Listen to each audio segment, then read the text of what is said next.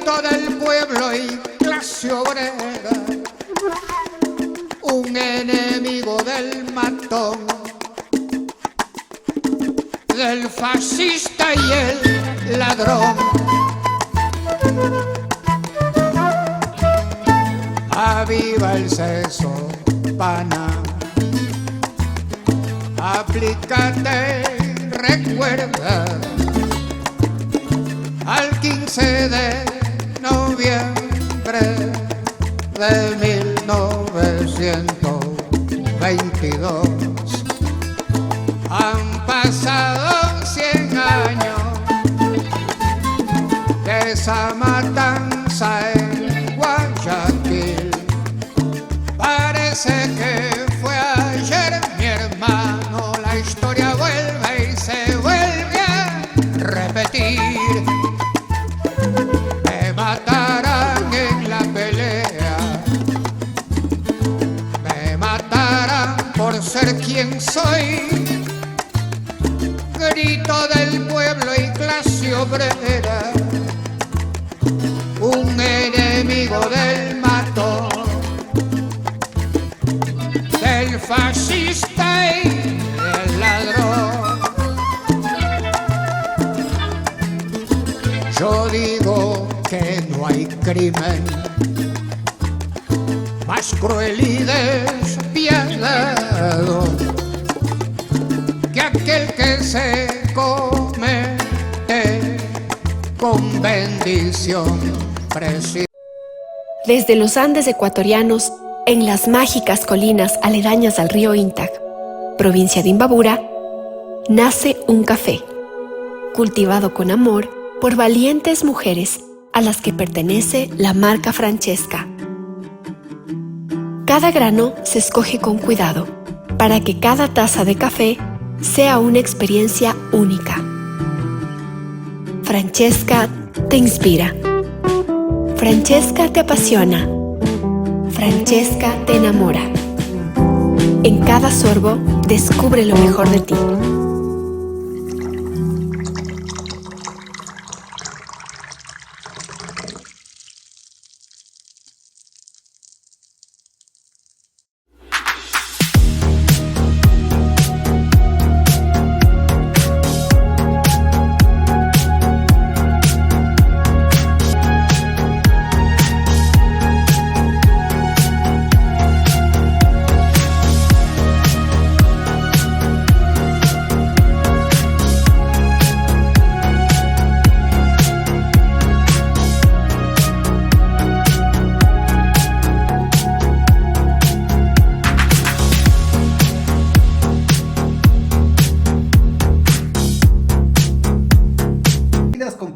Compañeros, a esta nueva emisión de Hilando Fino. Tenemos el gusto ahora de contar con la presencia de Jaime Gallegos, un viejo compañero de la universidad, con el que vamos a discutir el tema del excedente y cómo diversos tipos de mecanismos macroeconómicos, de precios financieros, han sido utilizados por las grandes transnacionales, han sido utilizados por los países del centro del sistema para llevarse ese excedente. Y entonces el tamaño de la torta aquí en el país se hace más chiquito y las disputas distributivas se vuelven mucho más complejas. Muchas gracias y bienvenido, Jaime. Un gusto, Pedro. Aquí, bueno, para hablar de un tema que me parece que a veces la prensa se olvida un poco, ¿no es cierto? Vos has desarrollado una metodología que permite medir ese excedente, pero antes de entrar a los detalles técnicos, y tengo medio que tienes preparados unos grafiquitos, ¿podrías ubicarnos a qué te refieres con el excedente para que todos los compañeros estemos en la misma página?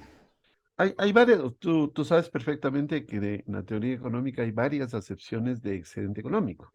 La más famosa, obviamente, la de la economía clásica marxista, ¿no es cierto?, de plusvalía, ¿sí?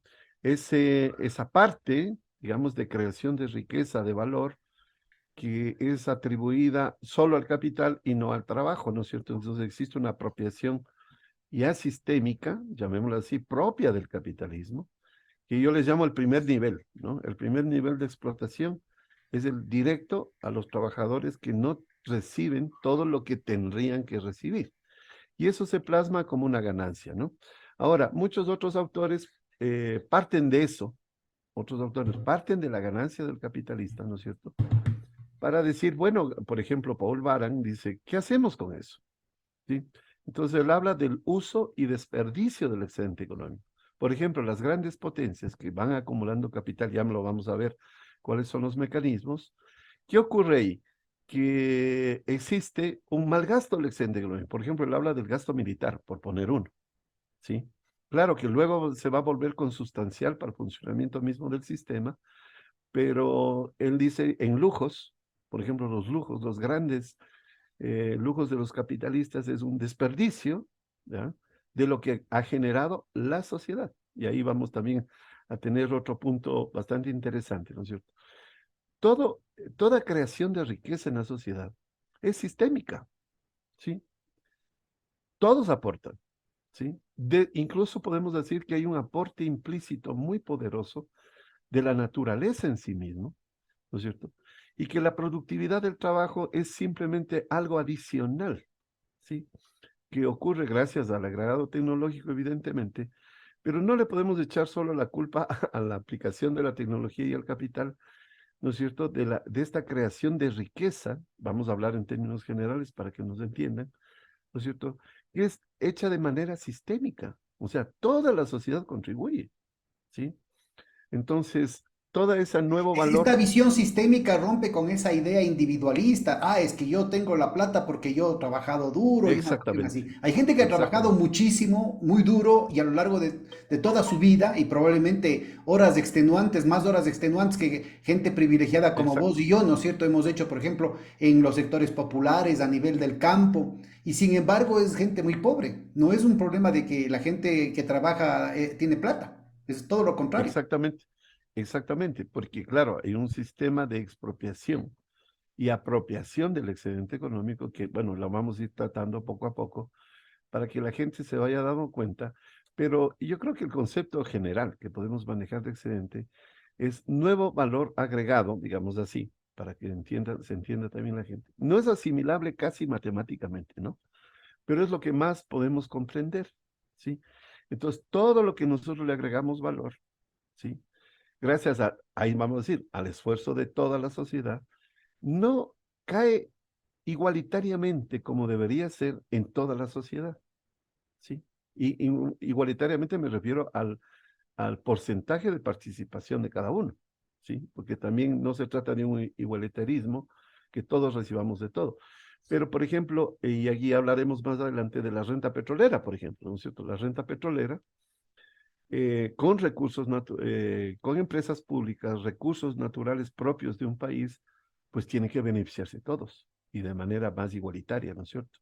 Y Entonces, eso depende entonces de un tema que va más allá solamente de los precios del petróleo, porque dicen, ah, no, pero es que lo que pasa es que este gobierno estuvo suertudo porque los precios del petróleo estuvieron altos. No nos sirve de nada que los precios del petróleo estén altos si es que la política petrolera es antinacional, si la política petrolera claro, favorece a claro, las claro, transnacionales y perjudica al exactamente, país, ¿no es cierto? Y lo mismo podríamos hablar con el banano, con el café, con el cacao, con los camarones. De nada nos sirve que los precios del banano estén altos, que aumenten las exportaciones de banano, si la plata, los dólares se quedan afuera, nunca entran al país. exactamente, exactamente. Entonces, aquí viene lo que se llama la modulación sobre un hecho dado, que es la extracción de excedente, apropiación, uso y despilfarro del excedente, podemos decir ya completo, ¿no es cierto? Aquí viene lo que se llama la intervención pública sobre eso. Entonces, claro, si yo tengo contratos petroleros, de los cuales recibo, como era más o menos alrededor del año 2000, $1 por barril de petróleo el Estado, y el resto se lleva a la empresa que invierte, la transnacional que invierte, ¿de qué estamos hablando? Entonces, se tiene que modificar por política pública, ¿no es cierto? Esta relación asimétrica absolutamente, Y no solo entre bien que capital y mencionas trabajo, ¿no? ese ejemplo, porque bueno, sin duda el petróleo es uno de los vectores más importantes de ingresos para el país. Porque ese es un elemento que a mí me tocó personalmente participar de manera central, tanto en las negociaciones con la Occidental, ¿no es cierto? Que una compañía que de manera ilegal había sido vendido de lo que era primero propietarios canadienses a una empresa china sin haber cumplido con la ley de hidrocarburos. Una ley de hidrocarburos que, como bien mencionas, se la aprobó en medio de la crisis financiera 1999-2000 Correcto, y fue correcto. escrita por los mismos, por las mismas compañías transnacionales. Ahí estuvieron los recientes ministros, tanto Santos Alvite como René Ortiz, estuvieron metidos justamente en esa transición para favorecer a las transnacionales. Y con eso, Claro. ¿no es cierto?, se garantizaba que lo que antes era el 80% para el Estado y el 20% para la transnacional, se dé la vuelta y quede 20% en términos, a grosso modo, digamos, 20% para el Estado y 80% para la transnacional. Entonces, en Es- el marco de eso, las empresas transnacionales habían violado la ley que decía que si aumentaban los precios del petróleo tenía que aumentar la participación del Estado y lo habían quitado eso del contrato. Entonces, en el año 2006, para llenar ese vacío contractual, que no podían los contratos ser legales si es que no cumplía con la ley, de acuerdo a la pirámide de Kensel, en la actual constitución es mm, el artículo 425, se planteó la ley 2006-42, que decía que al menos el 50% de este aumento de los precios del petróleo tenía que ir para el Estado y que en la época de Correa llegó al 99%. Solamente para completar el cuento, ¿no es sí, cierto? Con el gobierno de Moreno y sobre todo con el gobierno del 99%, se bajó en los contratos petroleros a que el Estado recibe solo el terrible, 12.5%. terrible. O sea, volvemos al pasado y ahí vemos que la riqueza, llamemos en términos generales riqueza, ¿no es cierto?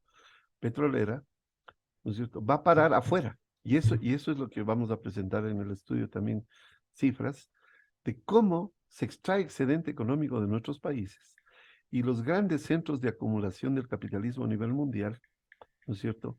Llamemos así, concentran toda la riqueza que vendría del mundo, vendría sobre todo de los países productores, sobre todo de materias primas y de energía. Bueno, pero quisiera puntualizar ahí un poquito. Yo me acuerdo que la ley que se mandó era 60-40, ¿sí? O sea, 60 para el Estado, 40, la primera, ¿no? Que me parece que era en el 2005. No, Y, no, eso te digo porque yo estuve en el y Ministerio yo de digo, Finanzas y porque yo lo armamos que esa ley. sabía, Era al lo, menos lo, el 50% para sí, el al menos. Estado y en Es el que lo que pasa es reglamento. que en el Congreso se bajaron No, al no, esto fue más, 50-50. eso fue posterior. Después se cambió de contrato petrolero de participación a contratos de Sí, prestación de servicio y ahí se planteaba un esquema que era 70% para el Estado, 30% para la mm, compañía, pero lastimosamente correcto. los parámetros basados en los precios, porque la empresa podía poner la factura que quiera, también fue fluctuando el tema de la participación efectiva del Estado. Pero durante un tiempo, ¿no es cierto? El tiempo que a mí me tocó ser ministro, y se logró recaudar como 3.500 millones de dólares. O sea, más que dos veces todo el impuesto a la renta se logró recolectar en el 2008, con lo cual la inversión pública que había estado Claro, en los 30 años previos entre el 3 y el 5%, llegó al 13.4% en el 2008. Después mm, cambiaron las cuentas nacionales y se ha hecho toda una trifulca, entonces no se sabe exactamente cuánto es, pero sin duda, ¿no es cierto? Se llegó en algún momento, el Estado ecuatoriano llegó a invertir 14.000 millones de dólares y ahora no llega a invertir ni 35 millones mensuales, ni los 210 que llegamos el 2022 van a poder alcanzarse como están yendo las cosas en el claro, 2023, a pesar de las necesidades que se tiene, por ejemplo, claro. para mantener la infraestructura de desagüe que evitaría que tengamos las inundaciones. Acuérdate que en el Sí, 2016 el fenómeno del niño causó estragos terribles con pérdidas humanas, inclusive en Colombia y Perú, y que aquí en el Ecuador casi no se lo sintió, porque había una infraestructura, claro, no se lo veía, pero estaba bajo tierra, que permitía evacuar las lluvias. Como no hubo mantenimiento, el sedimento y la basura terminó se acumulan, claro. congestionando esas vías de salida y tenemos nuevamente ese tema. Tenemos la cuestión de que no se da mantenimiento a los puentes, ahí está la cuestión del puente sobre el Río Blanco, el tema de la falta de previsión, el tema de esta desgracia que está aconteciendo en Alausí. Entonces, Claro. es una cuestión brutal, ¿no? La falta de mantenimiento de los hospitales, de las Lo que, escuelas, de las carreteras, de claro, los puentes, de los aeropuertos, de los puertos. es justamente efecto de esta satanización de la inversión, de la obra pública, que está llevando al país a una situación Mira, gravísima.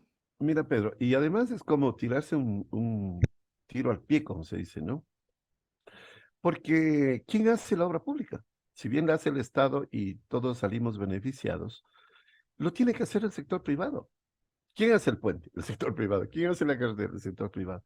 O sea, eso de satanizar que el gasto público es el causante de la atrofia del sector privado es mentira, es al revés, es al revés. Entonces hay un discurso ahí muy potente que está en los medios, la gente a veces lo repite inconscientemente, ¿no es cierto? Que el Estado es un gordo obeso, que estorba y toda la cosa. Mientras más gordo, más engorda el sector privado, ¿sí? Digámoslo así en términos más coloquiales, ¿no? Pero, Pedro, aquí hay una cosa bien interesante en lo que tú acabas de decir.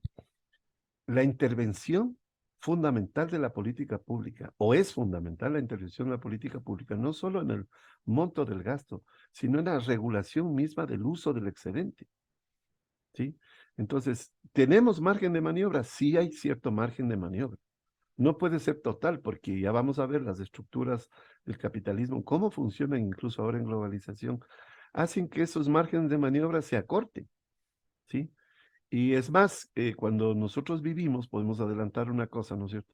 Cuando vivimos los programas de estabilización y ajuste 82, prácticamente 2004, sí, prácticamente, Después de la más, conveniente más desaparición menos, de Roldós, empezaron uno tras otro los sí. paquetes de ajuste impulsados por el Fondo Monetario Internacional, el Banco Entonces Mundial, el fue BID, la la CAF. época, porque la gente dice, a ver, un ratito. El Ecuador se puede parecer a Venezuela, un ratito. Digamos que Venezuela se parece al Ecuador, con la inflación, los problemas de desempleo, la desestructuración económica. Entonces, es al revés la cosa, ¿no?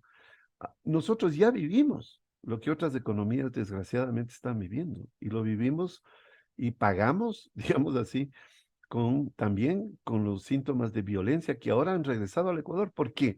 Porque tú lo acabas de decir, si la política económica vuelve a ser la misma que era en los años 80, en los años 90, ¿no es cierto? Vamos a tener exactamente los mismos resultados sociales. Bueno, yo No creo que esperemos ese es otra un cosa. dato que me parece que lo podemos ahora ilustrar muy bien, porque de acuerdo a las estadísticas del Banco Mundial, ¿no? Que no se le puede Sí, acusar de que tenga alguna una tendencia a un sesgo progresista. En el Ecuador, solamente en el año 2007 se recuperó el PIB per cápita de 1981. O sea que estamos wow. hablando de un cuarto de siglo de Sí, contracción del sí, Producto Interno Bruto per cápita, descantando la inflación, obviamente, ¿no es cierto?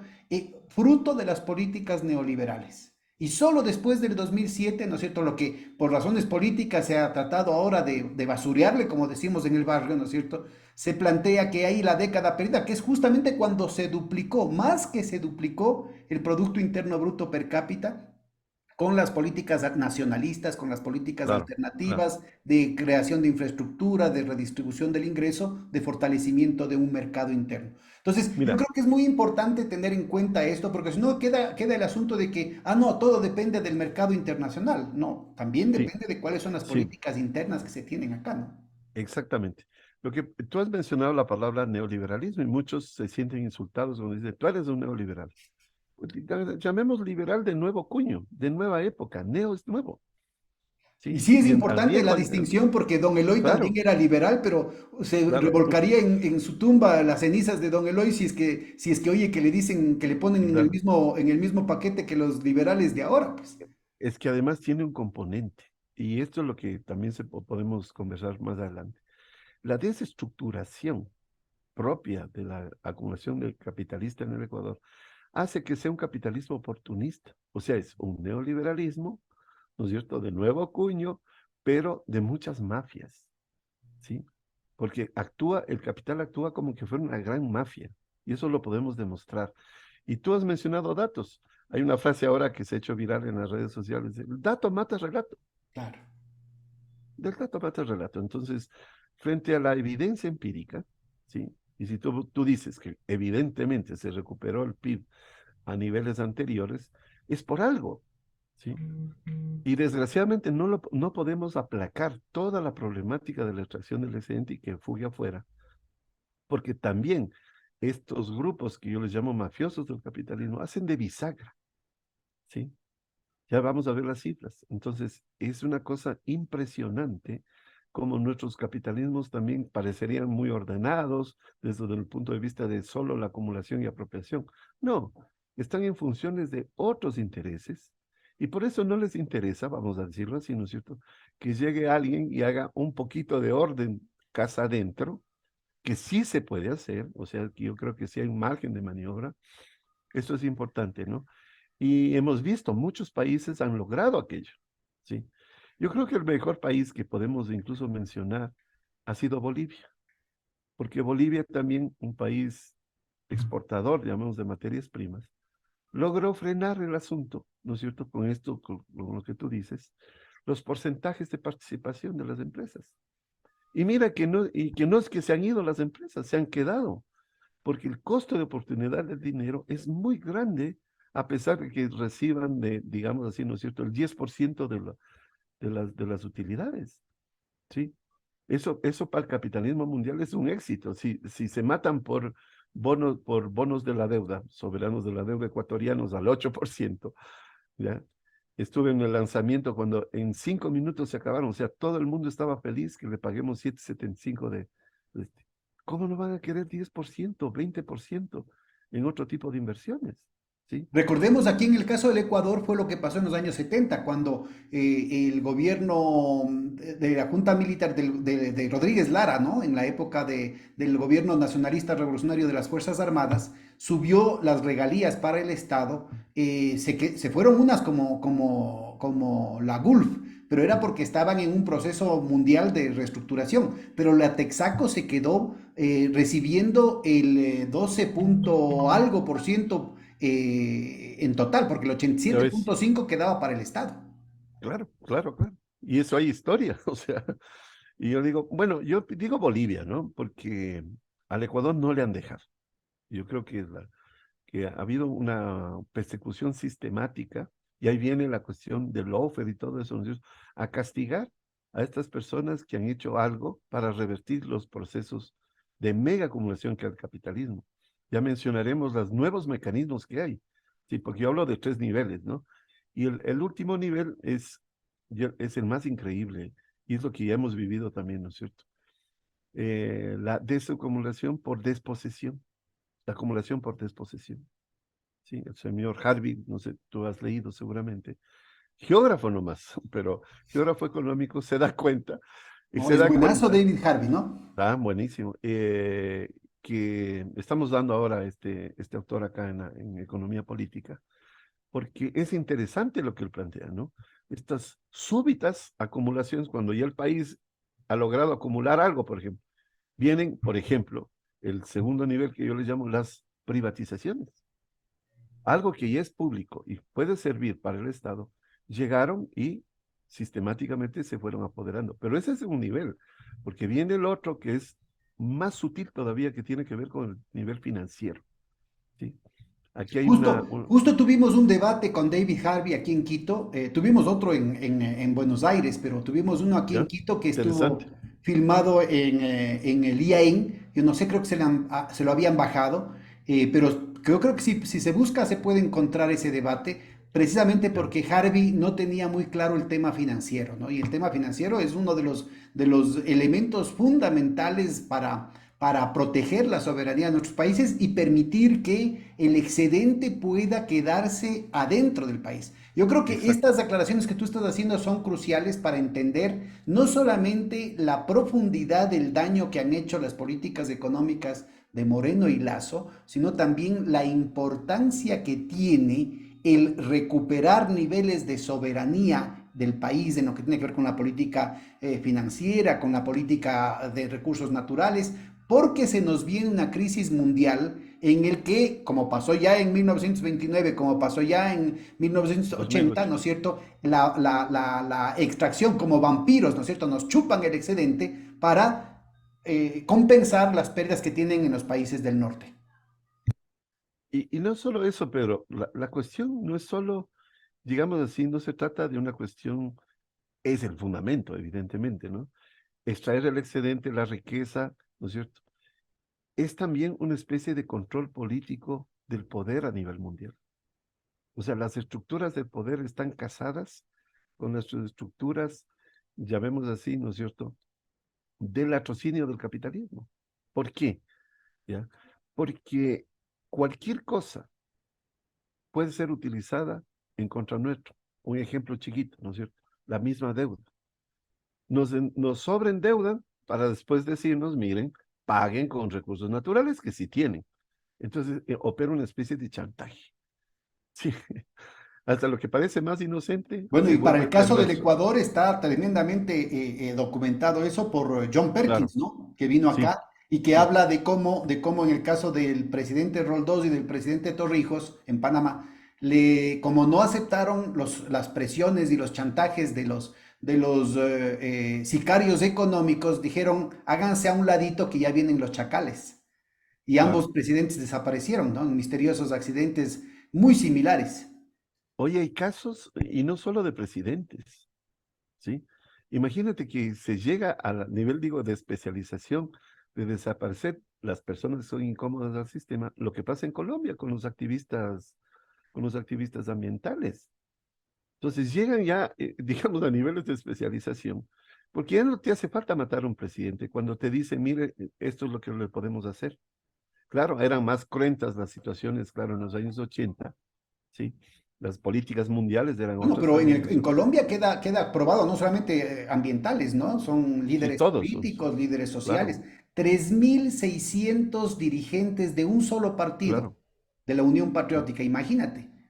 Tuvieron que reconocer y los medios de comunicación y lo que es más triste, la academia guardó un silencio Silencio.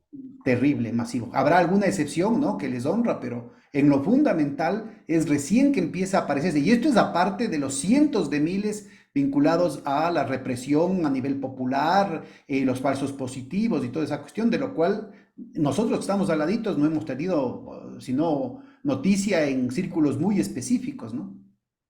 Ahora, lo interesante es que, hablando de la política, porque ese, digamos, sería este primer tema, ¿no es cierto?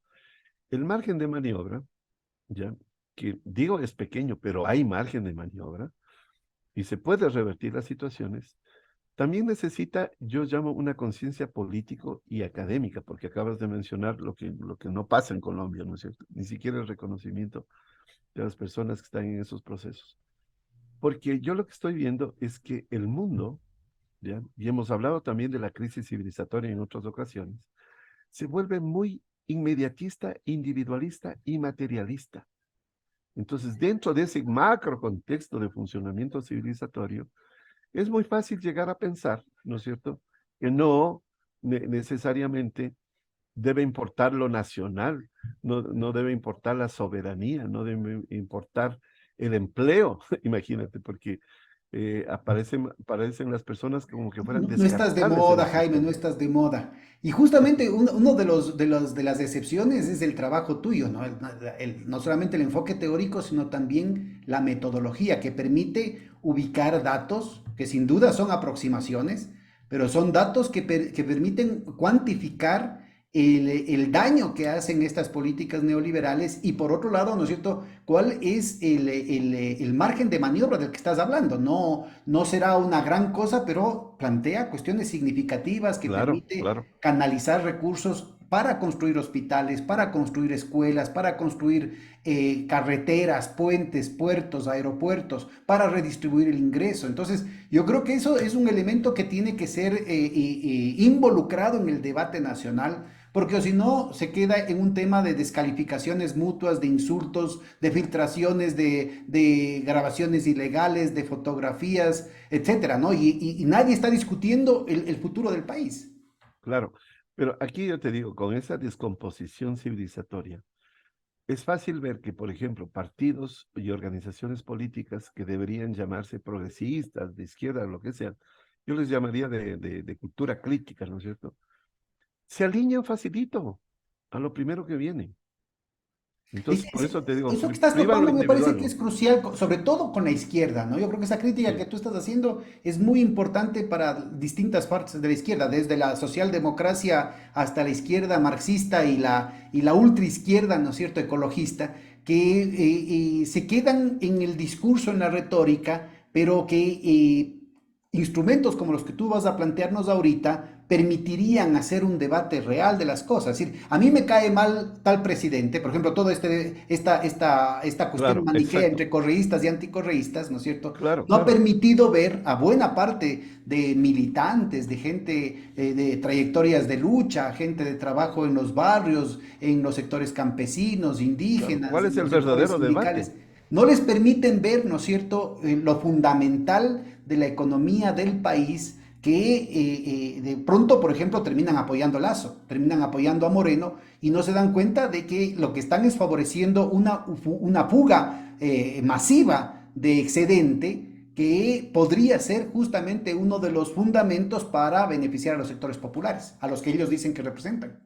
Miren, quiero plantearte una ironía que se da.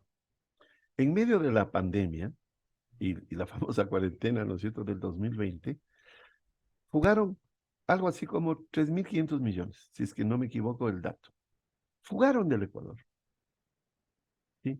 Mientras nos comprometíamos a un proceso de renegociación de la deuda, que es, que, digamos así, el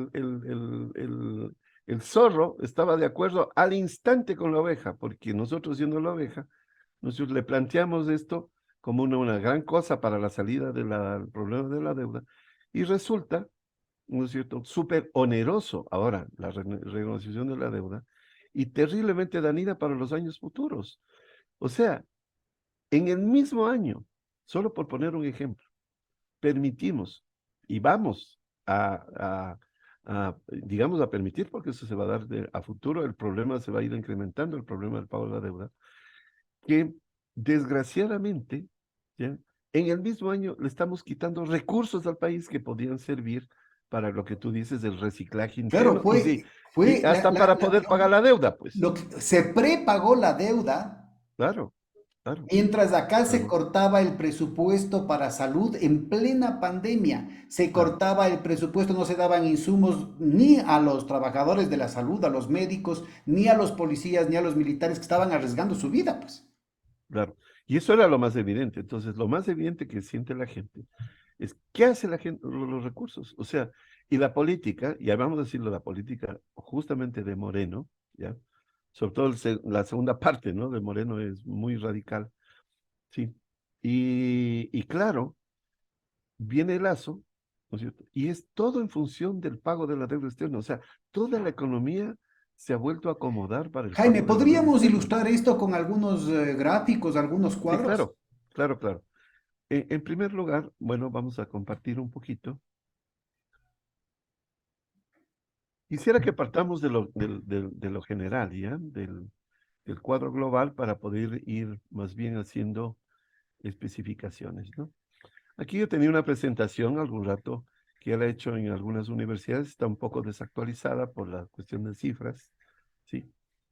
Y de plano tengo que decir al Pedro que también nos andan escondiendo las cifras, o sea, y Y maquillando destruyendo además cifras. las cifras, ¿ah? Destruyendo los sistemas estadísticos. Mira, esto del censo es totalmente programado. Es un gasto gigantesco, son 92 millones de dólares con deuda externa, que no va a servir para nada porque contratan con una empresa que hace todo lo posible. No entregó yo conversé con alguna de las chicas que estaban de empadronadoras, no les daban los insumos, no les pagaban, no les daban las Qué bueno, tablets con las que tienen que, o sea, a propósito para que no se pueda comprobar el que están cocinando las cifras sociales. En el Banco Central, apagón estadístico y no se tienen cifras porque es que estamos cambiando el año base, porque esto otro. Y lo que en realidad se está queriendo, ¿no es cierto?, es tratar de crear una posverdad sobre la base ya no solamente de los fake news, sino también de los fake statistics. sí. A ver, Bueno, cuéntanos este primero, cuadro, ¿qué te parece si nos cuentas primero la metodología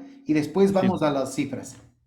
sí. Lo que se ha tratado de ver, ya que los estudios, digamos, teóricos nos hablan de un concepto que es bastante interesante y sobre todo viene del neomarxismo de la escuela francesa de los años 50, ¿no? Palois, Betelén, bueno, hay un montón de autores, hasta llegar a Samir Amin, un tremendo economista, ¿no es cierto? No sé por qué diablos no le han dado el premio Nobel a Samir Amin, pero él habla del intercambio desigual, ¿sí?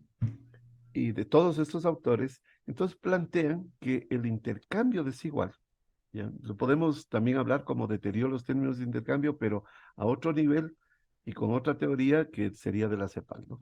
El intercambio desigual, ¿qué quiere decir? Que hay una apropiación por solo comercializar la periferia con el centro, la periferia mayormente produciendo materias primas y productos básicos hacia el centro, y el centro produciéndole todos los bienes industriales y de mayor valor agregado, ¿no es cierto?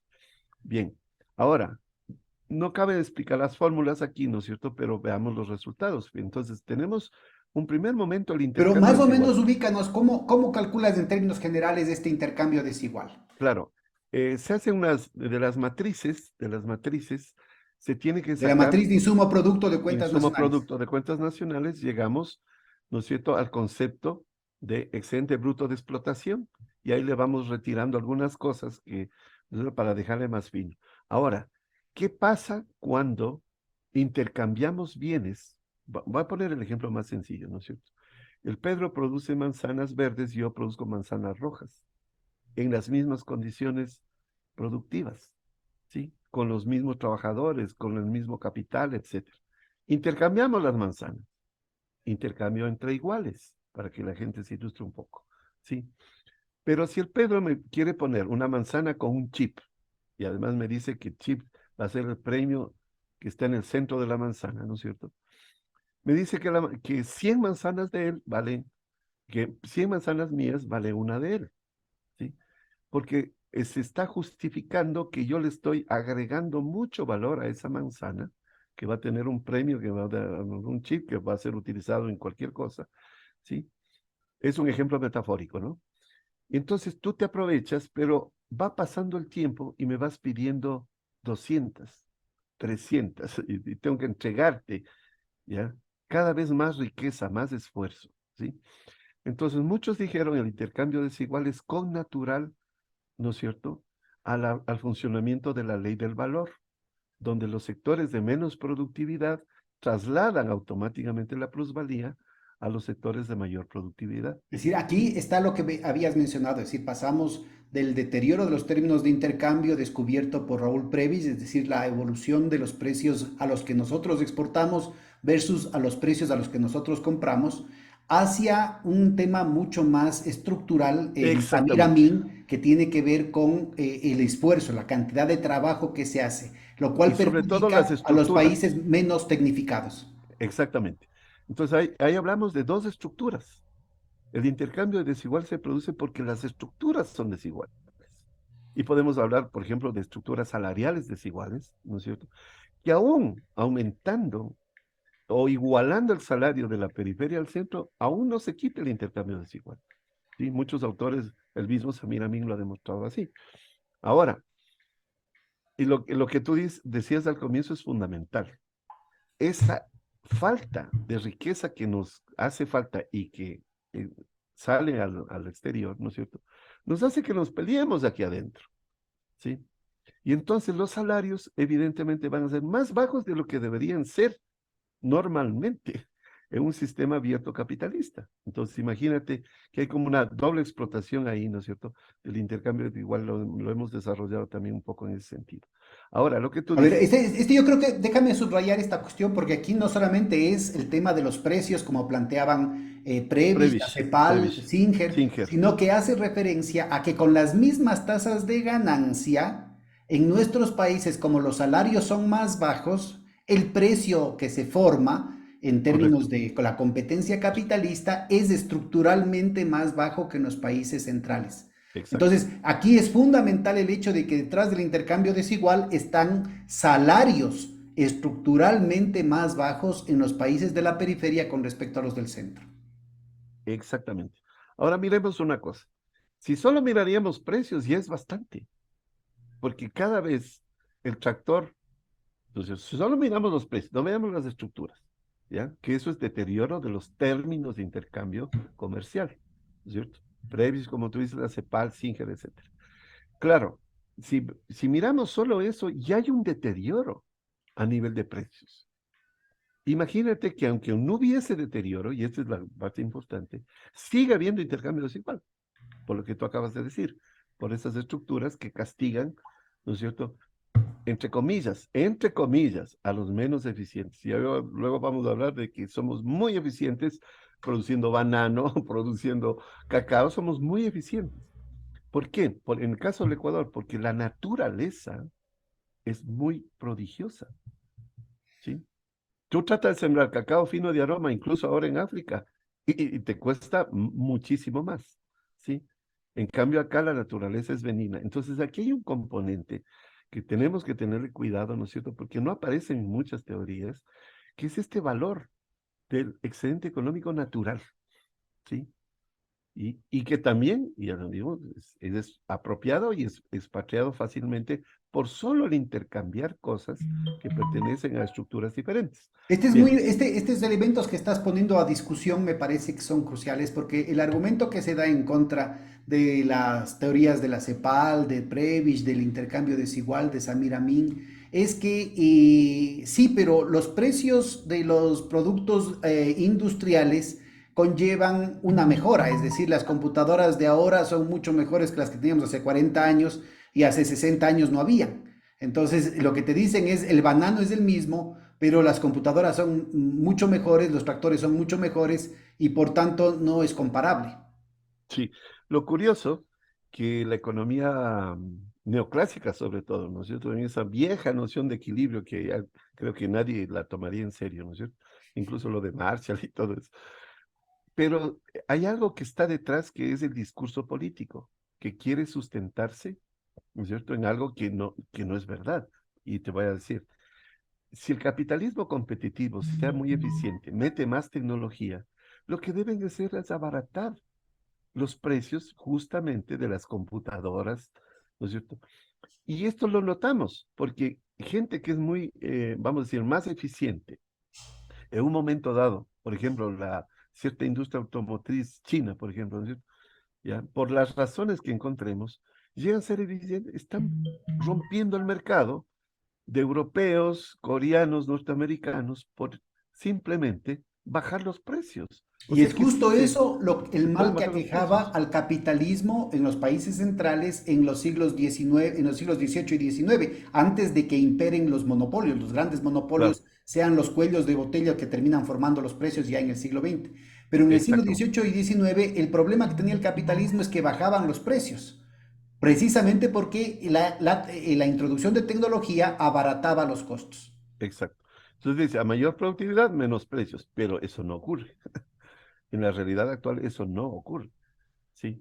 Más bien como tú dices, y aquí es este otro segundo nivel que hay que decirlo también, ¿no es cierto? La intervención de los grandes consorcios internacionales, porque no hablamos solo de empresas, consorcios, grupos, ¿no es cierto? Y aquí, de pasito, vamos a mencionar también los fondos de inversión, ¿no es cierto? ¿Ya? Que supuestamente están ya en el cielo financiero, ¿no es cierto? Y especulan con lo productivo. Entonces, eso además agrava la situación del intercambio desigual. Ya lo vamos a ver, hay un mecanismo ahí muy Había curioso. un economista argentino mucho menos conocido que se llamaba Oscar Brown, que es el que introduce Sí, el le tema del conozco. poder de mercado en la formación de los precios como un elemento clave en este tema del intercambio desigual. Es decir, el margen Exactamente. sobre ventas, el margen monopólico sobre las ventas es un elemento crucial para que desde las oligarquías de nuestros países se contribuya a este mecanismo de exportar excedente, o sea, de despojarnos de una parte del excedente para distribución interna. Bien, ahora, hemos hablado del intercambio desigual, que es algo connatural al sistema capitalista, en tanto que nosotros necesitamos comercializar con el mundo, pero en el mundo hay estructuras, ¿no? La estructura más famosa, centro-periferia, ¿no es cierto? Ya, pero no habría intercambio desigual entre iguales, ¿ya? Entre iguales. Incluso en empresas, digamos, que tienen alto poder de mercado, una peruana y una ecuatoriana, que más o menos tienen los mismos cánones de funcionamiento, se intercambiarían productos entre ellos, aún así, ¿no es cierto? El intercambio desigual aparecería nimio. ¿Esto qué te quiero decir? Que el intercambio desigual se produce también por esta superacumulación de capital, como tú dices, economista Brown, y yo alguna vez creo que lo leí, no en el punto tuyo que me acabas de mencionar, ¿sí? Porque también lo agudiza. Bien, pero hay otra cosa. Formemos excedente económico. ¿Qué le hacemos? Primero, sujetos al intercambio desigual. Segundo, vamos a hablar también de razones de expatriación del excedente. El servicio de la deuda externa, ¿sí? Entonces, aquí interviene el sector financiero, como Si te quien dice, parece, Jaime, solamente para aprovechar que tienes el cuadro aquí, yo creo que es importante ubicar cuánto perdió el país por el intercambio desigual, fíjate, entre el 65 y el 69, eso vamos a ver porque yo te iba a uno decir por una uno. cosa. Ya, Ahora, si perdemos por intercambio desigual, o sea, nos quedamos con un dinero que perdón, la situación se queda con un dinero que no es recibido. El país, el como no país recibe, pierde una parte de lo que pierde, produjo. pierde. Ahora, como pierde, te hace falta capital. Ah, entonces ahí que viene. Los benevolentes prestatarios, ¿no es cierto?, internacionales. Bancos internacionales, Fondo Monetario, lo que tú quieras. Entonces, Todos yo creo que es actúan. muy importante porque acá queda, ¿no es cierto?, de lo que se tenía en las épocas, por ejemplo, a finales del siglo XX, ¿no? Con las políticas de Sixto Durán, de Yamil Maguad, de Hurtado, ¿no es cierto? Teníamos el que se iba el 25, casi el 26%, 25.6%. Al finales de la época de Correa se iba menos de la mitad de eso, 12%. Sí, Yo creo que es muy importante lo que tú estás mencionando porque no se trata de que son los aumentos de los precios de las commodities, sino que tiene que ver con una política interna, ¿no es cierto? Que sobre el precio que se da, sobre el precio internacional, se se maneja llega, ¿no es internamente. cierto?, a tener estos niveles de pérdida que pueden ser reducidos por las políticas internas. Claro, claro, Y por exactamente. tanto, Y eso lo como vas ya a se ver va, como se pierde menos excedente, se tiene menos necesidad de endeudarse afuera. exactamente. Y al revés, cuando se pierde más excedente, la necesidad de endeudamiento aumenta. Y aquí viene la especie de chantaje sobre el chantaje. Eso es lo que estamos hablando. Chantaje sobre el chantaje. Entonces no vamos a salir nunca por ahí, ¿no es cierto? Pero bueno, tú dices ya, me hace falta plata, me prestan plata, ahora por la plata, es interesante si tú vas viendo todos los periodos, cómo el intercambio desigual se ha ido incrementando a medida que se va pasando el tiempo, ¿ya? Claro, tú dices a partir del 2005, la recuperación del precio del petróleo y todo eso, ¿no es cierto? Y hemos visto una caída del 2005 al 2018 del intercambio desigual, después de un incremento brutal que llegó en el 95-99, que es creo que la peor época de la economía ecuatoriana, al 25.6%. Estamos hablando de porcentajes del PIB, porque arriba dice porcentajes de percepción de los factores, de estos factores sobre el PIB. ¿Sí? Entonces hay un agudizamiento, mientras más políticas neoliberales, ¿no es cierto? Más extracción de excedente económico por intercambio desigual. Aquí está clarito en la zona que la has pintado de Azul, azul, ¿no? O sí, sea que de azul. empiezan en realidad desde el 83, ¿no? Como tú mencionabas. Entonces tienes una cuestión que sube del 15 al 25, al 26%, después rebaja un poquito, justamente por las políticas neoliberales, ¿no? Exactamente, pero ahí es la exacerbación, porque veníamos de niveles, imagínate arriba, ¿no? En los años 65, 69, el Ecuador también exportaba banano, también exportaba cacao, ¿no es cierto? Café, ¿ya? Todavía no estábamos en el petróleo, y estábamos alrededor del 9%, ¿sí? De lo que pasó en el 2015-2018, también una cantidad muy, muy cercana al 10%, en este caso 12%. Bueno, como no nos falta plata, nos prestan. Ahora empezamos a pagar la deuda. Y ustedes, tú sabes perfectamente, que esto es un mecanismo de bola de nieve, va subiendo, va subiendo. Y claro, el servicio de la deuda también va creciendo brutalmente. La época donde más nos endeudamos, 75, 79, con la crisis de los años 80, tú mencionaste la famosa década perdida, 80, 89 son los peores años de servicio de la deuda sobre el PIB. O sea que tuvimos que hacer un sacrificio impresionante, porque esto se traduce en una reducción brutal del gasto público. Bueno, y aquí yo creo que es Por importante eso mencionar. no teníamos escuelas, no teníamos carreteras, no teníamos hospitales, Pedro. Y este es un tema que me parece muy importante porque estamos a punto de entrar en una nueva trampa de la deuda. Aquí un elemento causal, lo que tú mencionabas, ¿no es cierto? Aumenta la pérdida del país por el intercambio desigual y con esto aumentan el hueco que es necesario llenar, entre comillas, con deuda externa. Pero aquí hubo también una política de endeudamiento agresivo, así como ahora con Moreno y con Lazo, que se ha aumentado la deuda externa. Por ejemplo, solo con el Fondo Monetario Internacional son 6.000 millones de dólares adicionales de deuda, y de acuerdo a la Constitución y al Código Orgánico de Planificación y Finanzas Públicas, toda deuda externa tiene que estar destinada a la inversión pública. ¿Dónde están las obras públicas? Mm. Entonces, el problema es que se está, a veces, ¿no es cierto?, sobre el hueco que se tiene, en primer lugar, sobre el hueco que se tiene, que depende de cuánto perdemos por el intercambio desigual, hay políticas irresponsables o interesadas. Recuérdate que después del prepago de la deuda externa, al ministro Martínez le dieron como premio el que se vaya a un puestazo en Washington, ¿no? Sí. Entonces no es Eh, gratis la cosa. Por Entonces, eso te decía, por eso te decía, ese capitalismo es de mafias, porque actúan igualito, entonces, ahí que las tienes mafias. un primer capítulo y hay un segundo capítulo que tiene que ver con las tasas de interés internacionales. Entonces, Claro, acá en el 79 las tasas de interés internacionales estaban en el 2-3% y ya en el 80 ya estaban en el 23%.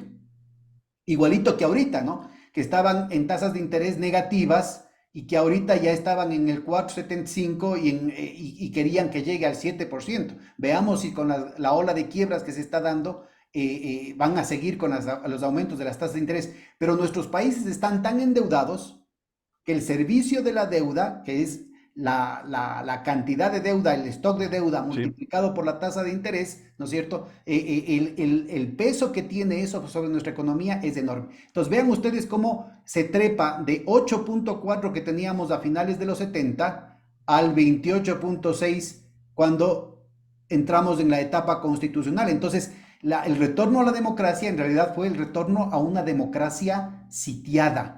A los gobiernos exactamente, democráticos les tocó exacto. solamente administrar la crisis provocada por la deuda externa. Y mírate, y esa época, ahí empieza lo grave, porque el 80-84, ¿no? Después, digamos, empezamos a pagar la deuda, sobrepagar deuda, podemos decirlo así, ¿no es cierto? Justamente por ese brutal incremento de las tasas de interés, absolutamente, digamos así, que venía de un lado, porque esto ni siquiera fue negociado. Los bancos impusieron la salida a la crisis y se arreglaron solitos.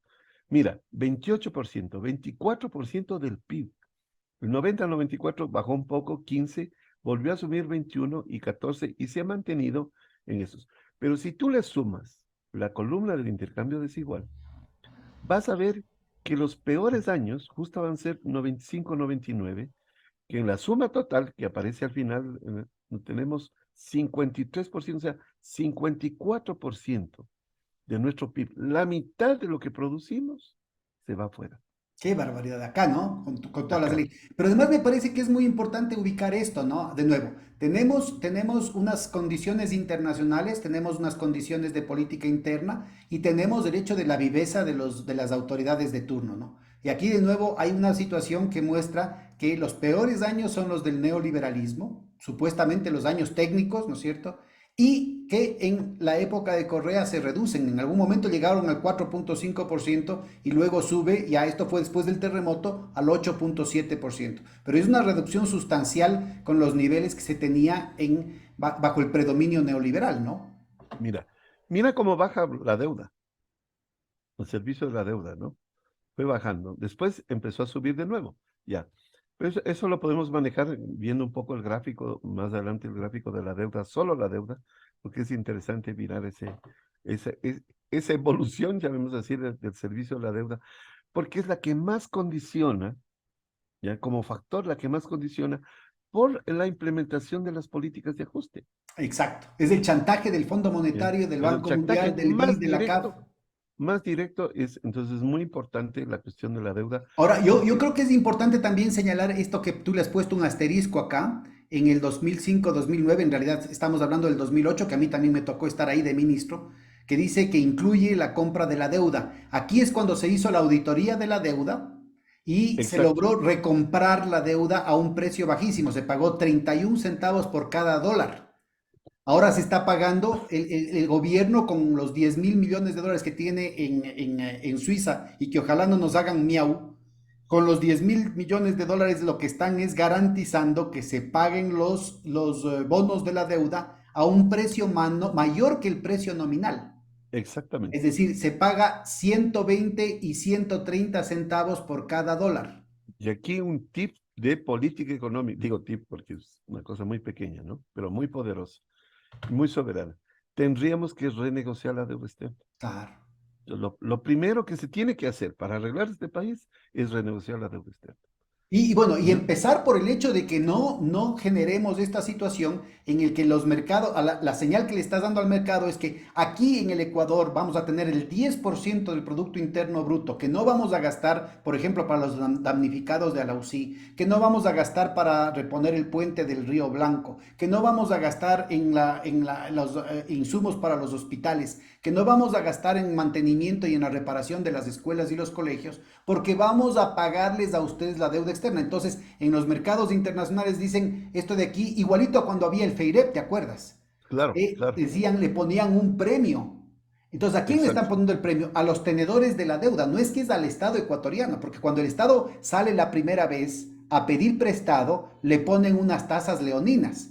Son los que se quedan con los títulos de la deuda, los del Banco de Guayaquil, los del Banco del Pichincha, los sectores oligárquicos que viven aquí o viven en Miami o viven en España, ¿no es cierto? Los que se ganan este premio de 20 exactamente. centavos, de 30 centavos por dólar que se está favoreciendo por el hecho de que se tenga sin gastar esos 10.000 millones de la Reserva Monetaria Internacional.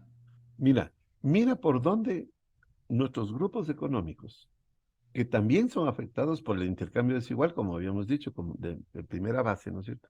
¿Cómo recuperan eso?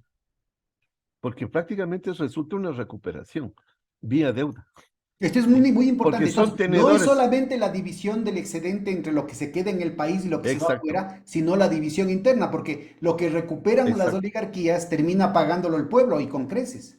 exactamente. Y volvemos a un círculo perverso, ¿no es cierto?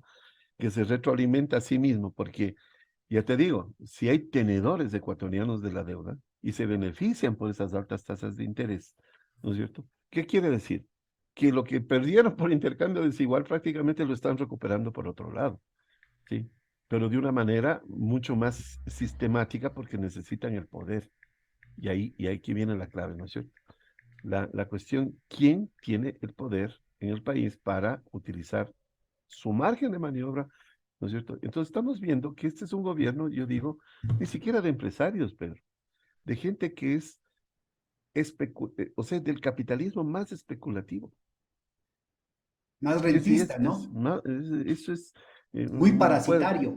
exactamente, es la palabra, y me quitas la palabra de la boca, son parásitos de todo lo que ocurre, Porque ¿sí? es lo que tú mencionabas al principio, este cacao fino de aroma, que tenemos unas condiciones muy específicas. El Ecuador es el productor de cacao fino de aroma, el mejor cacao del mundo desde hace 3 siglos. Pero la oligarquía nunca se dio el trabajo de industrializar ese cacao. Entonces el Claro, chocolate que hacen con el mejor cacao ecuatoriano, lo hacen claro, en Bélgica, lo hacen en Suiza, lo hacen en Francia. ujú, Y este en no es un Alemania, tema claro, de producir cohetes espaciales ni de teoría cuántica, pues claro, es un tema de quemar unas cuantas ollas hasta que te salga bien el asunto, pues no. sí, claro. Y para que veas que eso sí se puede manejar desde otras perspectivas empresariales, ¿sí? Hay otras empresas, sabemos que hay algunas, ¿no es cierto?, Claro.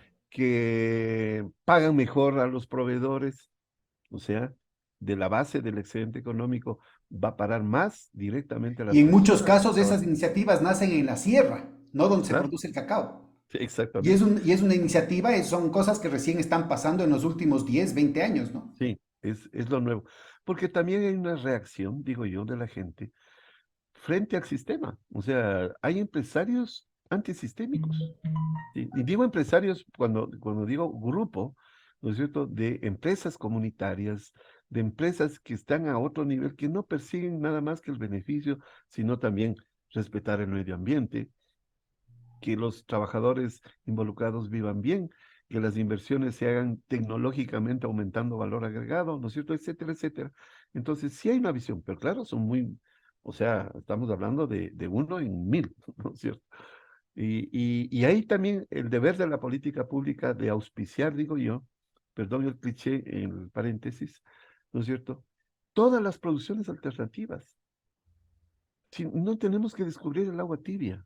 Sí, en millón cosas hay producciones alternativas, ¿no es cierto?, a las tecnologías dominantes, ¿sí? Eh, Puedo hablar de una pequeñita, ¿no es cierto? En agroecología nosotros podemos ser una potencia mundial, ¿sí? Pero no lo Oye, somos. Oye, Jaime, regrésate a un punto que a mí me parece que es crucial. Estabas argumentando, ¿no es cierto?, cómo es el intercambio, las pérdidas del pastel, digamos, que se llevan a través del intercambio desigual, crean un hueco sobre el cual abusan, ¿no es cierto?, y van Exacto, generando el tema del servicio de la deuda externa. Entonces, esta primera columna ayuda o contribuye a esta de aquí de manera dinámica en el tiempo.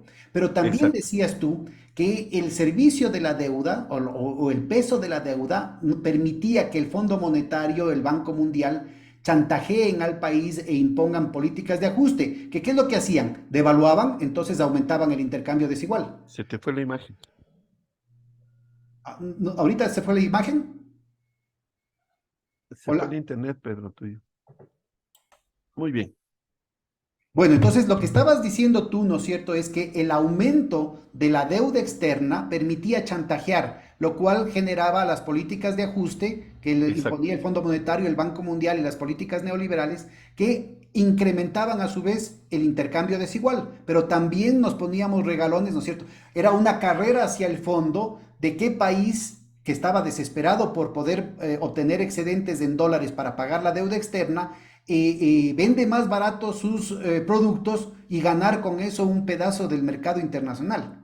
Entonces, Imagínate. esto generó una carrera hacia el fondo con un desfalco de la fuerza de trabajo y de la naturaleza. Esa es la columna uno. Entonces, vemos no solamente que la columna 1 influencia a la columna 2, sino Sí, que el servicio de la deuda externa también influencia la profundización de las pérdidas por intercambio desigual, pero también las exactamente. utilidades expatriadas por inversión extranjera, porque nos Y ahora ponemos vamos. regalones con la inversión extranjera, la fuga de capitales porque desregulamos los sistemas financieros, la pérdida y expropiación del excedente económico por otros mecanismos, porque eso es lo que exigen las oligarquías y los ajustes del Fondo Monetario Internacional y del Banco Mundial.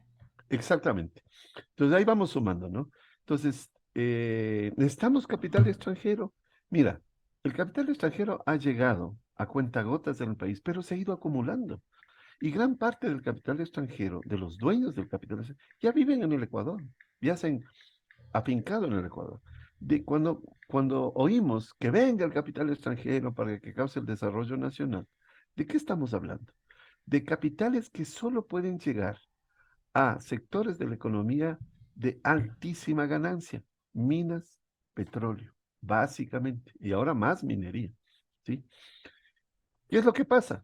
Lo que pasó en Colombia, lo que ha pasado en Perú, hay que decirlo. El capital extranjero viene, ¿ya?, con el afán de sacar utilidad.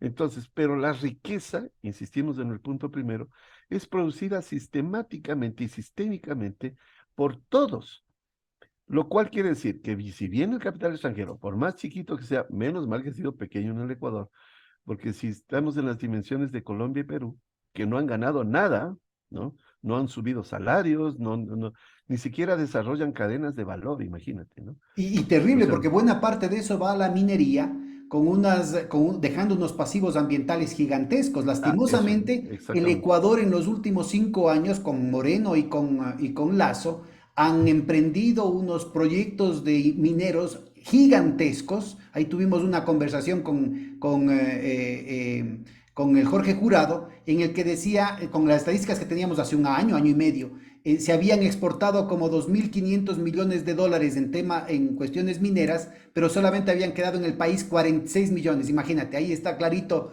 Claro. cuánto se llevan y cuánto queda. Y, no, y además, ¿y cuánto invierten? Yo te ¿Y puedo decir que la Pero nos inversión, quedamos además con los pasivos ambientales, Jaime, que es un claro, tema claro, es fundamental. terrible. Por eso, cuando hablamos de creación del excedente económico, nos estamos olvidando de la naturaleza y no solo del daño del pasivo ambiental, como tú dices, sino la posibilidad de que eso sea utilizado de otra manera, ¿sí? Para generar un nuevo sistema productivo sistémico. Estoy hablando de nuevo en la agroecología. Pero bueno, te decía lo de la inversión extranjera, porque Colombia ya ha empezado a sacar las ganancias de las empresas que han llegado a invertir en Colombia, sobre todo en minería. Perú también está pasando lo mismo, ¿ya? Más de lo que han invertido ya. O sea, ya empieza la reversión, ¿no es cierto? Y seguramente si calcularíamos para América Latina, que ese es un poco la misión mía del proyecto, de hacer esto un gran proyecto latinoamericano con muchos economistas, ¿no es cierto? Para ver en lo que ha pasado, porque esta es una matriz del Ecuador, ¿no? Que hay que actualizarla y todo, pero ¿qué es lo que ha ido pasando país por país? Y vamos a ver que esta tercera columna, las utilidades expatriadas de la inversión extranjera, es mucho más poderosa en nuestros vecinos, ¿sí? Entonces, no es que seguimos en la misma onda, ¿no? Pagar servicio a la deuda, intercambio desigual y utilidades expatriadas, estamos hablando de ya de una estructura, ¿no es cierto?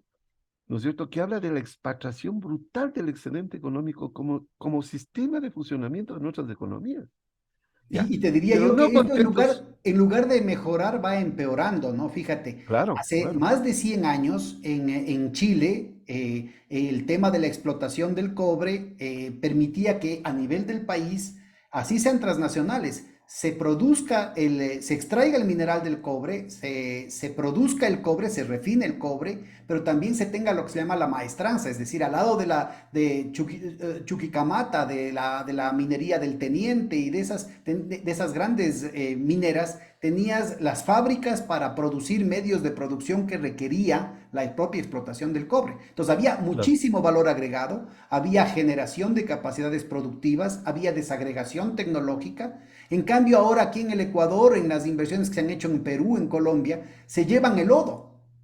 Es decir, claro, es mucho más exacto, intensivo en recursos naturales, se está privando, por ejemplo, a otros usos, por ejemplo, el consumo humano o agrícola del agua dulce, y esa agua dulce se la contamina a través de estas tecnologías que disuelven un cerro entero con agua comprimida y se llevan el lodo. Y no nos dejan exacto. nada de valor agregado. Además, nos dicen que se llevan 5 partes por millón. ¿Y cómo sabemos? ¿Quién sabe que no son seis? ¿Y quién Claro, sabe si claro. además del cobre no hay molibdeno, no hay oro, no hay tierras raras, no hay uranio? Eh, Sobre todo tierras raras. entonces, mira, Que es aquí donde va la el cosa. despojo que tiene el país de esta acumulación por desposesión, en el sentido de Harvey, adquiere unas dimensiones que ni siquiera pueden ser medidas con esta metodología que tú has desarrollado, ¿no? Claro, claro, sí es. Y esto es lo que yo digo, esto es lo mínimo. Esto es lo mínimo, menos que esto no hay. Más seguro, completamente seguro. Ahora, quisiera hablar un poquito de esto porque me hiciste recordar un tema que pasa en Chile, ¿no? Chile también empezó a exportar, llamemos así, cablería de cobre. O sea, un valor agregado, ¿no es cierto? Y no cobre en bruto. Pero hoy hay estrategias que me han contado los chilenos que ya no te quieren comprar eso. Sobre pretexto de la pandemia, sobre pretexto de que la economía mundial está mal, que no sé qué, ni sé cuánto, y te quieren volver a comprar materias primas, como tú dices, en lodo, ¿sí? Entonces hay una tendencia, o sea, la cuestión no va para mejor, va para peor. Bueno, y ahí quedó Y la cuestión, el testimonio que daba Evo Morales. No sé si vos lo oíste, esa conferencia en la que decía cómo ellos desde el principio del gobierno intentaron hacer alianzas estratégicas, unas joint ventures, con distintos países, con distintas grandes compañías que son especializadas en la extracción técnica del litio para producir las baterías. Y nadie le quería, o sea, no existía. El otro decía, ¿dónde está el mercado de la tecnología? Pues nosotros queríamos que la oferta y la demanda funcione. Íbamos y golpeábamos todas las puertas y nadie quería darles un chance. Hasta que primero los coreanos quisieron, Corea del Sur intentó y hubo presiones de parte de los ingleses para desbaratar el asunto y finalmente los únicos que abrieron las puertas para hacer una alianza estratégica en la que se permita el desarrollo de la tecnología y del valor agregado en Bolivia fueron los chinos. Inmediatamente vino el golpe de estado en contra de Evo Morales Y salió Elon Musk, ¿no? A decir que sí, sí, nosotros damos nomás los golpes de Estado donde nos interesa. Y termina, a propósito de lo que decías vos al principio de la reunión, ¿no es cierto? Había el despiste de movimientos sociales, de intelectuales supuestamente feministas, supuestamente ecologistas, supuestamente indigenistas, que decían que a Evo Morales le habían dado el golpe de Estado porque era machista, porque era antiecológico, cuando en realidad lo que había sido es que habían metido mucha plata en los señores de la CIA, en los señores del Elon Musk, para garantizar que estos recursos puedan ser pirateados por las grandes transnacionales, ¿no? Sí, y esa es la estrategia de siempre. Van a aparecer, como tú dices, el titanio, las tierras raras, y va a ocurrir exactamente lo mismo. Entonces yo sí creo que en el siglo XXI o hay un cambio hacia procesos más soberanos o terminamos destrozando, y como vemos que tenemos una crisis civilizatoria, ¿no? Que yo creo que ahí hay algo que para conversar, digamos, no ahora, pero más en mayor profundidad, ¿no es cierto? Que va más allá de estas problemáticas también, pero estas problemáticas son el origen. Por Ahora, eso, si Evo esta Morales columna, se esta, dio cuenta de lo que pasa, trató de revertir el proceso, evidentemente va a ser sacado del poder, como a todo el que y fíjate quiere lo que le está hacer esto, pasando ¿no? a López Obrador, ¿no?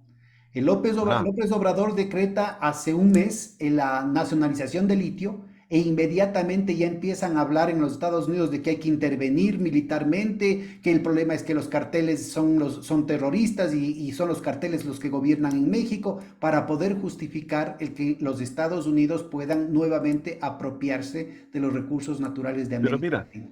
mira, China, tú sabes la última noticia, ¿no es cierto? También en Argentina con Fernández. Quiere poner fábrica Aviones. fábricas militares, aviones militares, ahí, ¿no es cierto? Para incluso abastecer a América Latina. Y a ellos les parece, a la política exterior norteamericana, Estados Unidos, le parece una aberración. Cuando podía verse incluso como un negocio, ¿no es cierto? Ah, bueno, están haciendo negocios por ahí allá abajo en el sur. Normal que China en su expansión esté eso, ¿no es cierto? Porque la cuestión, ahí viene la clave de todo esto, ¿no es cierto? Es un control geopolítico, económico de nuestra región. O sea, Que América Latina, nos quieren tener en un papel y yo meramente te digo, primario exportador sin valor agregado. y ahora, pero Pedro, vamos más allá, un poquito más allá. Ese es el control del poder mundial. ¿Sabes por qué? Porque en el siglo XXI, los recursos que tiene América Latina, que no tiene China, que no tiene Europa, que no tiene Estados Unidos, ¿ya? El que está lleno del futuro del mundo es América Latina. O sea, va a ser crucial el siglo XXI para dilucidar una situación de estructuras de poder que se pueden ir rompiendo.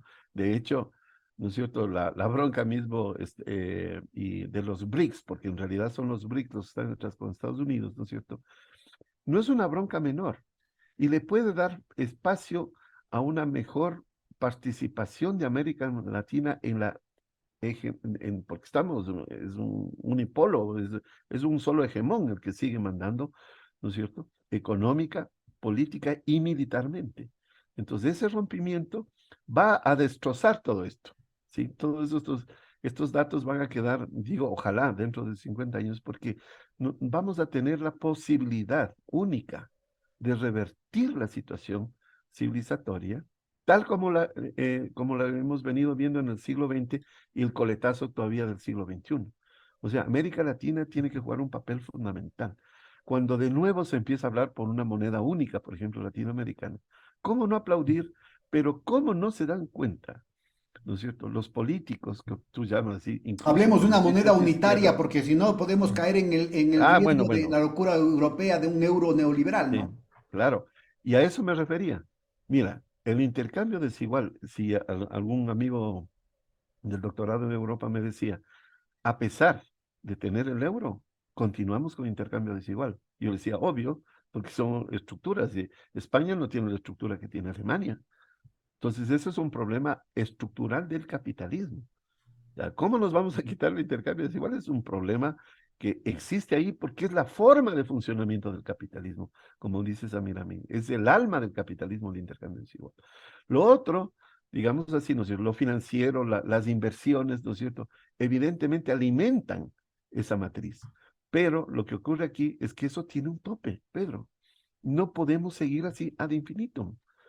tiene que haber un freno, y me parece que el único freno es que cuando los latinoamericanos empecemos a tener conciencia de lo que tenemos y lo que podemos hacer cambiando estructuras sobre bases más soberanas, lo que se está haciendo en buena parte. Yo digo ahí, imagínate, AMLO está en medio de todo, no sé, el pobre animalito inocente, ¿no? Es muy poderoso, pero en medio de toda la lobería que está alrededor. Y está ganando porque está ganando la democracia, digo, participativa, porque ahora sí, la gente que se suma también está participando. Sí, en ¿Cómo todos se lados los participa? pueblos están despertando. Mira lo que está Sí, pasando en Europa, ¿no? sí, sí, sobre todo porque les dieron gran pretexto, ¿ya?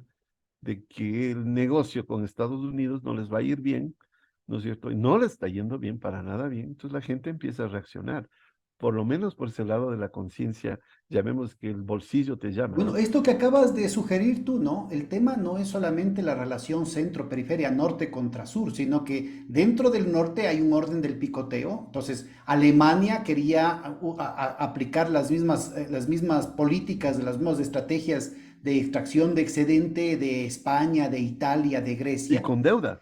Y con deuda, pero también con mecanismos, con todos estos mecanismos, ¿no? Que Sí, incluye el exacto. intercambio desigual, las utilidades repatriadas y otros mecanismos que se aplican imperialmente en el sur. Pero también ahorita, ¿no es cierto? Estados Unidos han aprovechado la crisis de Ucrania para aplicarle la misma medicina a Alemania y obligarle a romper lo que Claro, han sido sus cadenas de valor exitosas y entrar en un proceso en la que su estructura de costos se vuelve exacto. absolutamente imposible porque tienen que comprarles a los gringos. Entonces, este cambio en las relaciones proveedor-cliente, que parecería un tema meramente técnico, que sería la Sí, lucha de la exacto. libertad contra el autoritarismo, en realidad es una bronca también entre oligarquías imperiales, ¿no? Pero nosotros tenemos que empezar a utilizar la palabra totalitarismo del capital, porque siempre se chanta, ¿no es cierto? El capital está asociado supuestamente a la libertad, ¿sí? Como clichés. Y claro, el socialismo o sistemas, digamos, más híbridos, ¿no es cierto? Están asociados a un estatismo totalitario, ¿sí? Y todo el que se junte ahí va a ser totalitario. Digo, tenemos que romper el cliché porque el verdadero totalitarismo que nos tiene en una situación civilizatoria, yo digo, estamos destruyendo la naturaleza, las relaciones humanas. El ser humano en sí mismo se está degradando, ¿sí? Los estados de violencia no es solo que te asalten en la calle a cada rato, ¿sí? La violencia intrafamiliar ha crecido, ¿sí? La violencia contra la mujer, la violencia contra los viejos, la violencia, ¿no es cierto?, etaria es brutal a nivel mundial. Nosotros ya estamos digo, en los 60, ¿no es cierto? En Europa, un joven de 20 años te ve casi ya como un desechable, ¿sí? Entonces estamos rompiendo. Yo digo, porque no tengamos solo el sesgo economicista y la base de los datos tiene la economía, que hay que tenerla por objetividad, pero también hay que ser objetivos a otros niveles.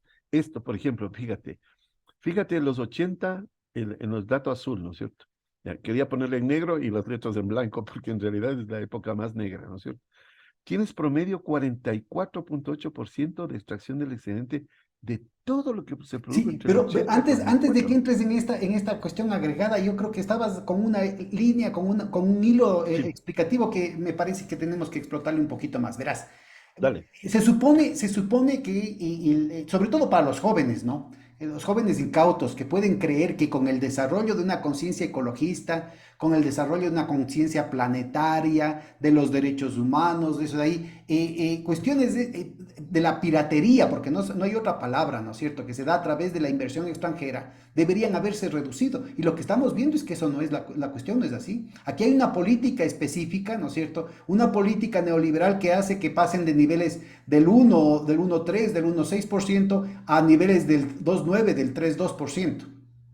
Es decir, acá lo que Exactamente. teníamos es el efecto de las políticas petroleras antes de que la política nacionalista de Rodríguez Lara reduzca la parte del pastel que se llevaban.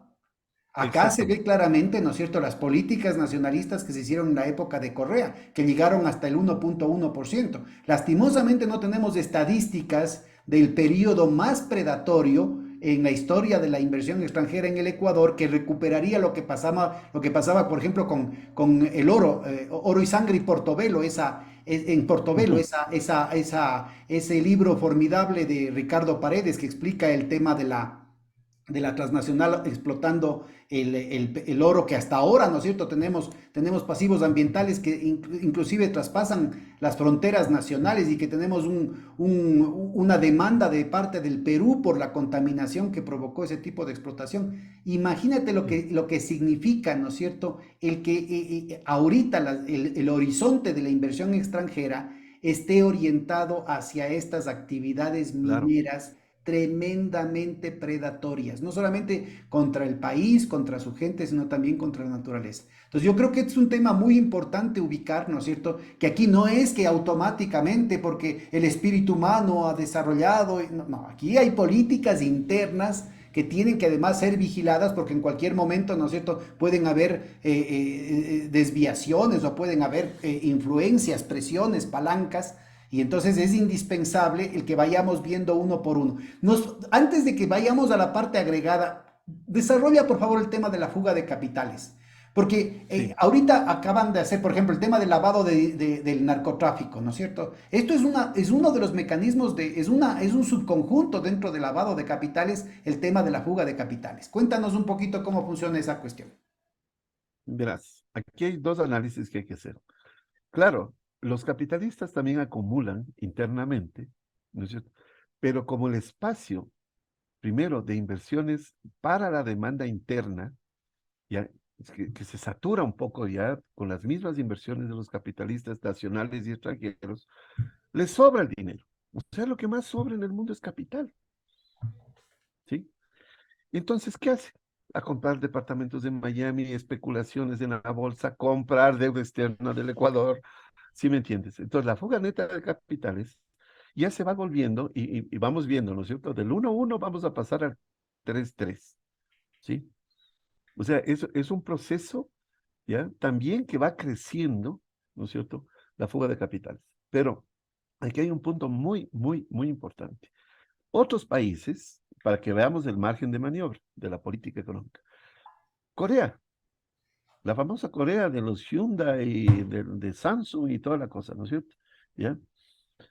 Que no es propio de ellos también, porque la gente dice es que los coreanos se desarrollaron, sí, con tecnología alemana, con deuda externa, con gringos al lado y toda la cosa, ¿no es cierto? También fue un esfuerzo sistémico de los grandes capitalistas mundiales que eran unas Coreas, unos Singapur, y que no es que solitos se desarrollaron y llegaron al éxito que supuestamente tienen. Ojo a eso. Pero ellos prohibieron la fuga de capitales. Claro. Prohibieron la fuga de capitales porque sabían que, aunque sea en nuestro caso va a ser el 1%, en otras sociedades dicen que es el 5%, ¿ya? Terrible. Eso en el reciclaje del dinero interno del país, eso le va a obligar, ¿no es cierto?, a utilizar el dinero incluso pagando mejores salarios, ¿sí? Claro. A medida que Pero va además es aumentando el la tema del pago productividad. de los impuestos, es el pago es el Exacto, tema del reciclaje de exacto. esos recursos a través del sistema financiero para la inversión productiva. Es decir, yo creo Ahora, que es un elemento fundamental, aquí se ve clarito en tu cuadro, ¿no? Como niveles antes de las políticas neoliberales que desregularon el sistema financiero, la fuga de capitales era del 1,1% de manera sistemática y y luego luego se se llegan a duplica, niveles casi que se alcanzan el triplica. 3,8%. O sea, se multiplican casi por Imagínate, 4. claro, claro. Eso son el tema de la banca offshore, ¿no? El tema de las Sí, guaridas ahora, fiscales y la eso te banca iba a offshore decir. como Banco Ahora sí te iba a Banisi, decir. el Banco Balboa en Panamá, lo que hemos visto en Pandora Papers, en los Panama Papers, la cuestión esta de los fideicomisos de INA, de Claro, a eso Malena, de iba. Nora, de Bonnarco, ni sé qué cosas, ¿no? Y a eso iba. Porque estamos hablando de dos estructuras, ¿sí? Cuando tú dices que no tienes dónde utilizar dinero y quieres no pagar impuestos, hay paraísos fiscales. Entonces, como hemos visto el desarrollo de los paraísos fiscales, sobre todo a partir del 2000 en adelante, sobre todo en número, ¿no? Porque ya habían antes, ¿sí? Entonces, se facilita la cosa a nivel internacional, estos paraísos fiscales, para que todo el dinero, bien habido o mal habido, como se dice vulgarmente, ¿ya? Vaya a parar allá. Entonces, incluso ya se vuelve un modus operandi de la corrupción, los mecanismos de corrupción, la fuga neta de capitales. No es solo el gran capitalista que quiere, porque supuestamente tiene derecho a sacar su dinero fuera del país, porque es suyo, entre comillas, ya puede ser una propiedad legal, pero estamos hablando de que se consiguió con el esfuerzo de todos. Entonces, tiene que pagar impuestos en el país de cuestión, de la creación del excedente, pero se va, ¿ya? Pero también alimentan mecanismos, como estoy diciendo, mecanismos que tienen que ver, ¿no es cierto?, con negocios turbios, con cosas de sobreprecios, como tú acabas de mencionar bien, ¿no es cierto? Entonces, como eso no puede quedarse en el Ecuador y hay paraísos fiscales, van a parar allá. Entonces, la fuga neta de capitales, ¿no? Bien, en el 2015-18 están ahí las cifras medio raras. Lo he tratado de actualizar ya 18-2022 y nuevamente se ha vuelto un incremento. Ya vimos que solo en la pandemia, ¿no? Solo en un momento determinado ya salieron más de 3.000, casi 3.500 millones, fuga neta de capitales. Ahora, hagámosle caso al Fondo Monetario, porque si no nos creen a los economistas críticos, heterodoxos, que nos digan el Fondo Monetario cuánto dice que tenemos dineros depositados de ecuatorianos que viven todavía en el Ecuador, residentes del Ecuador, La anterior en gerente bancos del Banco en Central el habló de extranjero. 30.000 millones de dólares netos. Estoy dando. Entonces, esa cifra iba a dar, exactamente. Y la repite el Fondo Monetario, en un informe, 30.000 millones de dólares. Entonces, Eso estos es casi un cálculos, tercio del Producto Interno Bruto, imagínate. exactamente, ¿no? Entonces, si vamos sumando la fuga neta, no hay que hacer transpolación y poner una base de datos única para comparar los periodos, porque evidentemente no se puede. Aquí están en porcentajes, podemos comparar, pero en términos absolutos resultaría más o menos lo que estamos hablando. La fuga neta de capitales corresponde a esos 30.000 de lo que se conoce en bancos, ¿no es cierto?, que pueden transparentar información. No te digan los paraísos fiscales. Lo cual muestra la importancia de seguir profundizando en esta metodología, en ese proyecto que ojalá sea continental, como estabas planteando, Sí, Jaime, porque medir este tipo de cosas es un elemento fundamental para discutir el futuro de nuestros países. claro, claro, porque ¿para quién estamos trabajando? Así es. ¿Sí? Nadie sabe para quién trabaja en definitiva. Mira, yo ¿Para creo que quién estamos ahora trabajando? sí, una vez hecho el desglose cada uno de estos vectores, me parece que es muy indicativo esta última columna que suma esa pérdida, esa extracción Pérdida, de recursos del sí, excedente que hacen a través de estos distintos mecanismos, que llega al 53.9%, al 54%, más de la mitad de lo producido en el país se llevan 95-99. en el periodo que es justamente el periodo, ¿no es cierto?, de Sixto Durán, de Dajic, ¿no es Bajij, cierto? Ahí él se pone de pontífice de lo que tiene que hacerse en el país. Este es justamente ese periodo. El periodo de Maguad es el periodo cuando Lazo fue ministro de Economía, recuerda. Entonces, exactamente. esta situación no es casual, ¿no es cierto? No solamente el hecho de que hayamos llegado a estos niveles de barbaridad, sino al hecho de que con un gobierno como el de Correa, con limitaciones, con una cantidad de bemoles, hizo el esfuerzo mostrando que sí se puede bajar. Mira, se llegó en algún momento al 19, del 54% al 19%. Es decir, que Un ratito ya. la Siga. movilización ciudadana, que la participación ciudadana, que la vigilancia ciudadana, que la participación de la academia, que el hecho de que hayan ministros con un interés en la patria y no en sus bolsillos personales, sí puede permitir que una parte fundamental, aquí estamos hablando de 15, de 25, perdón, de 25%, a ver, estoy haciendo malas cuentas, del 35%, ¿no es cierto?, del Sí, excedente que podría retornar al país precisamente para hospitales, para escuelas, para puertos, para carreteras, para refinerías, para hidroeléctricas, para universidades, para becar a los mejores estudiantes, para traer y desarrollar el talento humano. Unas palabras finales, Jaime, para ir cerrando esta sesión. ya. Entonces, interesante, porque claro, yo hice por periodos que también coinciden con periodos políticos o periodos de la política económica, más claramente. Si tú hablas en azul, 80-2004, ¿sí? Y alguien de afuera viene y nos da la información, dice, ¿qué pasó ahí? ¿No es cierto? Con el 43, 53%. Debieron ustedes de haber, por lo menos, tenido una crisis. cuando no una crisis, porque claro, la tuvimos. O sea, esto hace huella, de alguna manera, ¿no es cierto?, la pérdida y explotación del excedente económico, en lo que tú llamabas, ¿no es cierto? Casa adentro, nos vamos a matar por lo poco que ha quedado. En el imaginario, digamos que se trataría de una pelea nacional, ¿no es cierto? Pero eso sí pasa, porque los alcaldes también pelean por mayor presupuesto, ¿no? Pero no existe esa capacidad de ver a un país que necesita endogenizar su uso, creación y uso de excedente económico. Es fundamental aquello. Se puede hacer en globalización, pero por supuesto, ¿ya? No vamos a evitar toda la problemática del intercambio desigual porque ya dijimos que es estructural. Podemos trabajar con un servicio de la deuda más razonable. Y todo lo que tú dices, ¿para qué queremos el excedente económico? Para el mismo desarrollo del capitalismo nacional, pero sería un capitalismo más humano, más organizado, digamos así, si que lo podemos poner en esos términos, ¿no? Pero evidentemente esto incluso que beneficiaría a muchos, ya vemos así, inversionistas capitalistas, no se lo ve, porque aquí hay algo que yo quería, casi como el colorario, ¿no es cierto? La expatriación y pérdida del excedente económico es tan brutal por el lado económico, pero hay otro que yo les llamo la enajenación cultural, que es paralela a esta situación económica, ¿sí? Hay una enajenación, ¿no es cierto?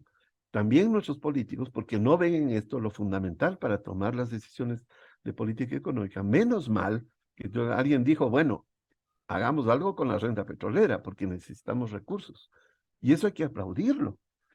Más allá que estemos a favor o en contra de Correa como modelo político, como personaje, ¿no es cierto? Hay que aplaudir el retorno, ¿no es cierto?, a apropiarse de nuevo de lo nuestro. Entonces, eso para mí como parte de la política es fundamental, ¿no? Que eso va más allá de las discusiones de izquierda y derecha incluso. Pero si tú ves, con políticas más adecuadas se puede revertir a la mitad. Entonces, yo quería decir que entre el 2005 y el 2018, ¿no? Las cifras no nos dejan mentir. No es que nadie ha falsificado las cifras a propósito, son las cifras que están, ¿sí? De 44,8, que es el promedio, ¿ya?, de gobiernos neoliberales, ¿no es cierto?, de destrucción del aparato productivo, también hay que decirlo así, porque se desindustrializó el país, ¿no es cierto?, pasamos al 21%, o sea, hemos podido recuperar un margen del 20%, que eso es importante, ¿sí? Y que esto lo podemos lograr, ¿no?, si hay una sinergia de políticas y pensando también que nuestros socios comerciales, lo diría un poco Samir a mí, diga, hágase amigo de los vecinos, ¿no? Con los vecinos podemos hacer mucho, porque sus estructuras se parecen mucho, y ahí podemos evitar la base del intercambio desigual, que es la base de comercializar entre distintos, Porque ¿no? hemos visto además lo que tú mencionabas, ¿no? El papel que puede tener el tema del servicio de la deuda externa como un elemento de chantaje que favorece, apalanca el que aumente la pérdida de recursos a través de los otros vectores, ¿no? Pedro, bueno, hablando un poquito, quería terminar con una idea que me parece una idea bien loca, pero que a mí me ha dado vueltas en la nueva teoría monetaria moderna, porque siempre estamos hablando como un poco del gasto fiscal, impuestos, deuda, ¿no es cierto? Nos concentramos un poco y nos olvidamos un poco de esto de la política monetaria. Ahora que están, tú sabes, en la discusión del mundo, ¿no es cierto? ¿Qué pasa con las monedas digitales, virtuales, etcétera, Bitcoin, etcétera? Lo que estamos viviendo, las nuevas crisis financieras del mundo, ¿ya? Por especulación, porque Silicon Valley lo que hizo es comprar bonos del Tesoro de los Estados Unidos, ¿no es cierto? Lo más seguro resulta lo más perverso para el mismo banco. Ahora, era solo para poner el contexto, pero hay algo bien interesante aquí, que mucha gente cree, por ejemplo, ¿no es cierto?, que tener una emisión monetaria, incluso en dolarización, puede ser perverso para la inflación. Lo trasladan rapidito a la inflación. Mira, Pedro, cogimos petróleo que estaba en el 2000, más o menos creo que era $15, si no me equivoco, a más de $100 después de 10 años. ¿sí? 2010, 2011, 2012, llegamos a topar los $100.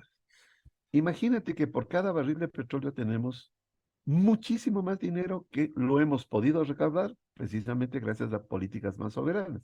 Perfecto. ¿Se incrementó la inflación? No. ¿Sí?